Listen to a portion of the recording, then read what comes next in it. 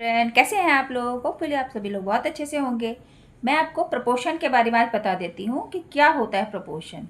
Suppose 4 numbers हैं, 4 numbers are there, that is A B C and D are said to be in proportion. कब proportion में कहलाते हैं?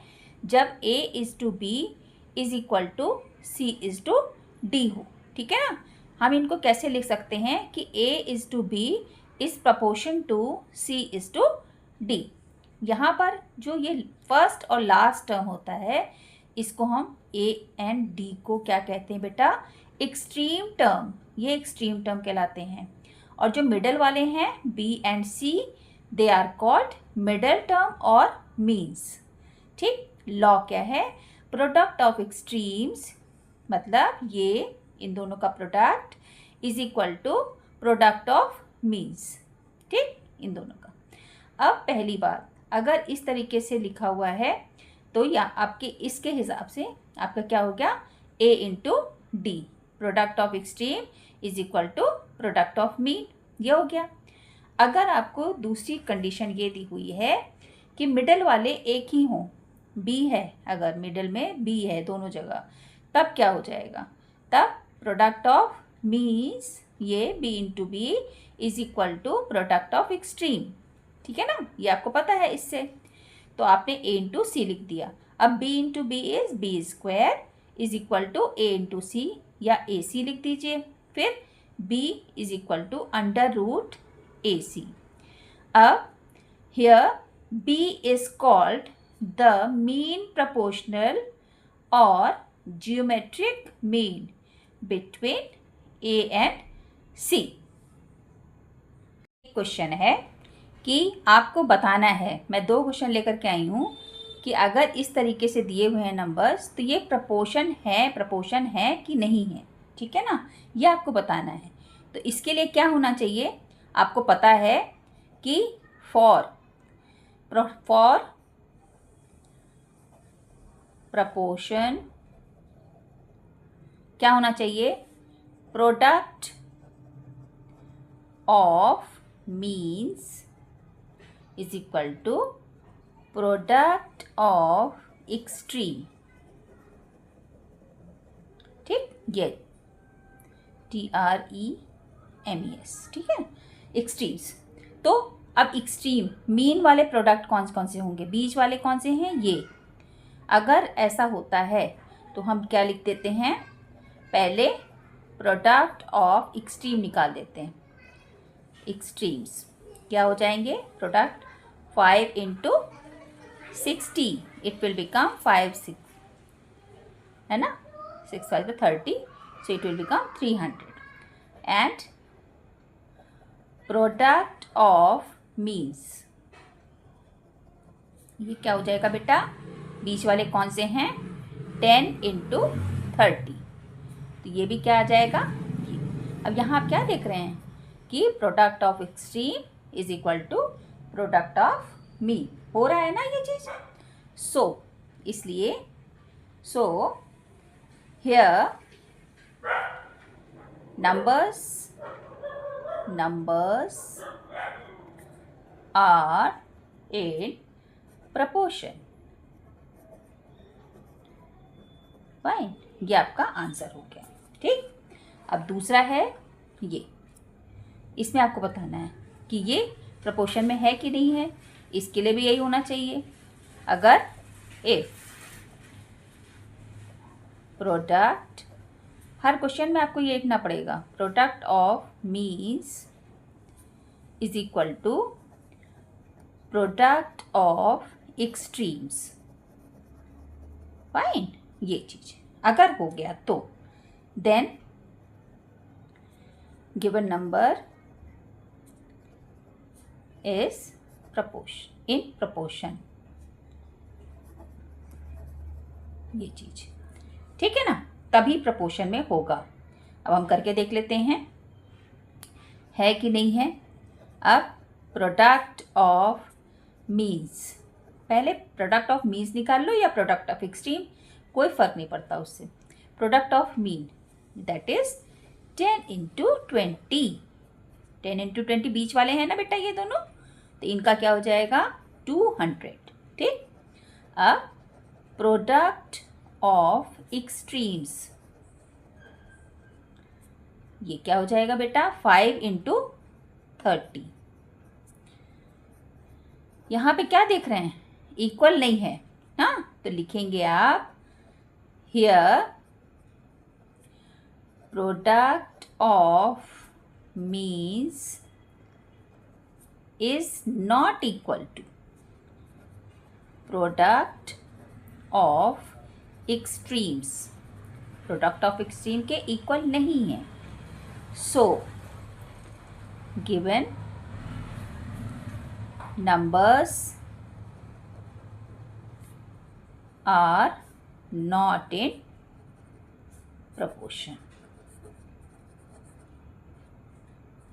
Fine, ये चीज समझ में आ गया डिटेल में आपको. अब ये है find out x find out करना है.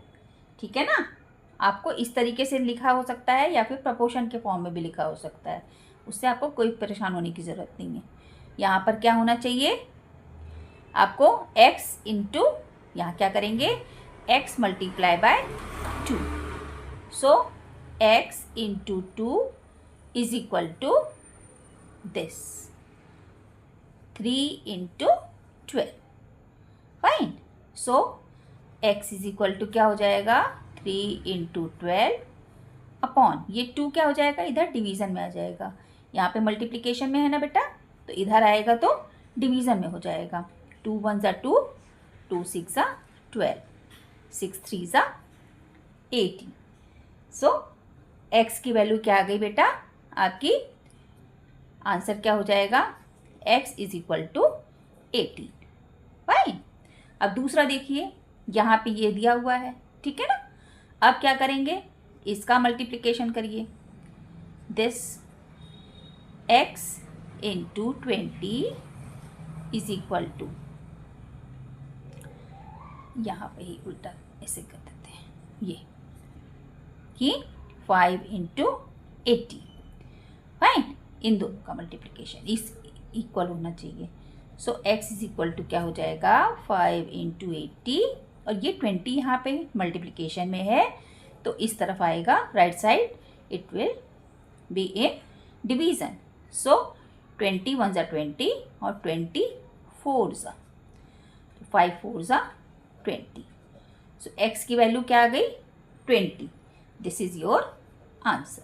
बहुत ही सिंपल लग रहा है, आसान.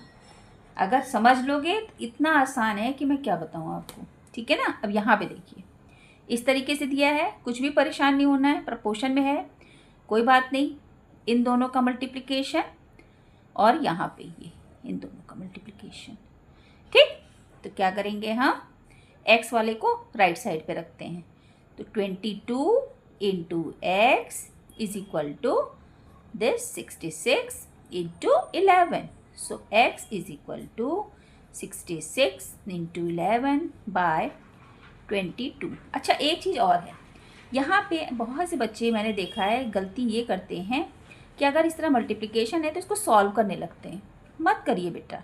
जब आपको ये इधर लेकर के ही आना है, कैंसिल आउट हो सकता है, तो आप एक बार मल्टीप्लाई करें फिर डिवाइड करें तो आपकी गलती होने के चांसेस बढ़ जाती है ना. क्वेश्चन में जितनी ज़्यादा कैलकुलेशन होगी उतनी ज़्यादा गलती आपकी हो सकती है.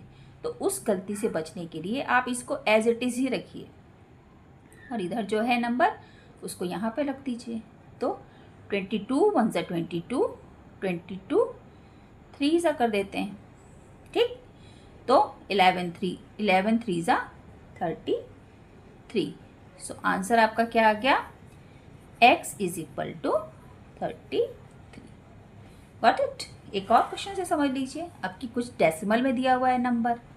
ठीक है ना, तो इनका मल्टीप्लिकेशन वेयर एज इनका मल्टीप्लिकेशन ये होना चाहिए. ठीक, तो 1.5 into x is equal to 3.5 into 3. Fine. So x is equal to 3.5 into 3 by, ये क्या हो जाएगा? इधर डिवीज़न में आ जाएगा 1.5. अब अगर आपको डेसिमल में आता है डिवीज़न करना, वेल वेरी गुड। नहीं आता है तो ये डेसिमल रिमूव कर लीजिए। कैसे? By multiplying 10। ठीक है ना, ये भी कर सकते हैं, नहीं तो ऐसे भी डायरेक्ट कर सकते हैं, लेकिन मैं आपको करके आसानी से दिखा देती हूँ। 10 से ऊपर नीचे दोनों तरफ आप मल्टीप्लाई कर दीजिए। सो इसका डेसिमल रिमूव हो जाएगा, 35 हो जाएगा। ठीक, और इसका भी डेसिमल रिमूव हो जाएगा, 15 हो जाएगा। फाइन। अब 3 5 ज़ा 15, फिर 5 1 ज़ा 5, 5 7 ज़ा 35, सो इट विल बिकम 7। सो आपका x इज इक्वल टू क्या आ गया बेटा? 7। This is your answer. ठीक बेटा, आपको मेरा वीडियो अच्छा लग रहा है, please do like share subscribe my channel, है ना। और आप इसमें खूब सारे लाइक्स करिए अगर आपको पसंद आ रहा है वीडियो। ठीक है ना, क्योंकि लाइक्स होते हैं तो हमें पता चलता है कि आपने देखा वीडियो को, पसंद कर रहे हैं कि नहीं कर रहे हैं पढ़ने में। और पढ़ाई एक ऐसी चीज़ होती है बेटा, बहुत बड़ी तपस्या होती है। आप ये सोचिए कि कोई भी दुनिया का काम होता है आप 2-4 महीनों में सीख सकते हैं, लेकिन पढ़ाई एक ऐसी चीज़ होती है, आप नर्सरी से स्टार्ट करते हैं और नियर अबाउट 25 ईयर्स तक, जब तक आप 25 ईयर्स के नहीं हो जाते तब तक पढ़ते ही रहते हैं, है ना। तो पढ़ाई एक बहुत बड़ी तपस्या है, और उसमें भी मैथ्स थोड़ा सा डिफ़िकल्ट है, लेकिन इतना भी डिफ़िकल्ट नहीं है कि आप उसको कर ना पाएँ। बस आपको क्या करना है, डेली प्रैक्टिस करनी है। Do practice practice practice. Maths को लर्न नहीं कर सकते आप, मैथ्स को ओरली पढ़ नहीं सकते, पढ़ेंगे तो आप भूल जाएंगे। इसलिए जितना ज़्यादा क्वेश्चन जो स्कूल में भी कराया जाता है, यहाँ वीडियो पे आप देख रहे हैं, सबको करिए। जितना ज़्यादा आप करेंगे आपको आएगा। ठीक है ना, तो प्रैक्टिस नहीं छोड़नी है आपको। तो आपके साथ मैं हूँ, मुझे आपको कोई भी प्रॉब्लम होती है तो आप मुझे कमेंट सेक्शन में ज़रूर बताइए कि मैम मुझे ये चीज़ नहीं समझ में आ रही है। मैं आपको इतना अच्छे से समझाऊंगी कि आपको ज़रूर समझ में आ जाएगा, क्योंकि मेरी कोशिश ही यही है कि आपको अच्छे से अच्छे सब समझ में आ जाए। तो कमेंट्स करिए कि आपको समझ में आ रहा है कि नहीं समझ में आ रहा है। ठीक है ना, और लाइक करिए, शेयर करिए, सब्सक्राइब करिए, ये सब तो आपको करना ही करना है। फिर हम लोग नए वीडियो में फिर से मिलते हैं। प्रपोर्शन के ये तो बहुत इजी क्वेश्चंस में लेकर आई थी, सिर्फ इंट्रोडक्शन था। अब मैं थोड़ा सा डिफ़िकल्ट क्वेश्चन नेक्स्ट वीडियो में लेकर आऊँगी, तो उसको ज़रूर देखिएगा। ठीक है, फिर हम मिलते हैं नेक्स्ट वीडियो में प्रपोर्शन के। तब तक के लिए बाय बाय।